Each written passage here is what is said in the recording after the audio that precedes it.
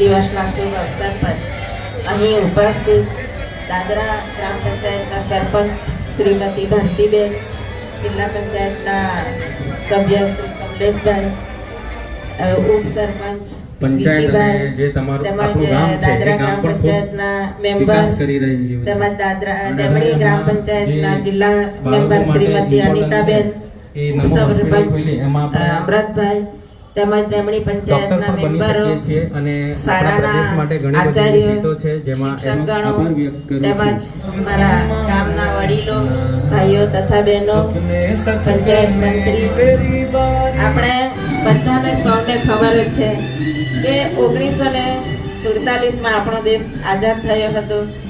ત્યાર પછી આપણા દેશમાં ઘણા પ્રદેશો એવા હતા કે જેમાં અંગ્રેજોનું શાસન ચાલતું હતું. જેમાં એક પ્રદેશ આપણો દાદરા અને નગર હવેલી પણ હતો. જે આપણા દાદરા નગર હવેલીમાં અંગ્રેજોનું શાસન ચાલતું હતું.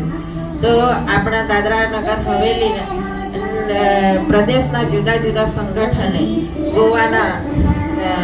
ગોવાના ગોમાંતક દળ, યુનાઇટેડ ફ્રન્ટ, સ્વયંસેવક તેમજ આપણા સ્થાનિક સંગઠનોએ સૌથી પહેલા આપણે 22 જુલાઈ 1956ના દિવસે સ્થાનિક સંગઠનનો સહકારથી આપણું દાદરા ગામ વિરંગીઓની શાસનમાંથી મુક્ત કરવામાં આવ્યું. ત્યાર પછી 2 ઓગસ્ટ 1956ના દિવસે આપણા પૂરેપૂરા દાદરા નગર હવેલીના ગામોમાં અંગ્રેજોના શાસનમાંથી મુક્તિ મળી હતી. તો આજના દિવસે આપણે સ્વતંત્ર સેનાનીઓને કોટી કોટી નમન કરીએ અને આપણે જ્યારથી આપણો દેશ અંગ્રેજોના શાસનમાંથી આપણો પ્રદેશ મુક્ત થયેલો ત્યારથી આપણા પ્રદેશમાં ખૂબ સારો એવો વિકાસ થયો છે. આપણા ગામમાં શાળાઓ, આંગણવાડીઓ, હોસ્પિટલો, બધી જ સુવિધાઓ જોવા મળતી છે. રોડ, પાણી. તો આપણા દેશના પ્રધાનમંત્રી શ્રી નરેન્દ્રભાઈ મોદીજીએ એક સ્વચ્છતા અભિયાનનું આયોજન કર્યું અને ગામે ગામે સ્વચ્છતા અભિયાન કરાવીને આપણે પણ દાદરામાં ખૂબ સારું એવું સ્વચ્છતા અભિયાન ચાલી રહ્યું છે.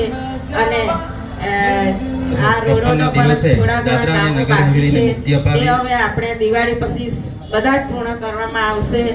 અને આપણા પ્રદેશના પ્રશાસક શ્રી પ્રફુલભાઈ પટેલને બી મેં ધન્યવાદ આપું છું કે આપણા ગામના રોડોના વિકાસના બધા જ કામો લઈ લીધેલા છે અને કામ ચાલુ પણ થઈ ગયેલું છે, પણ વરસાદના કારણે થોડું હમણાં બંધ છે.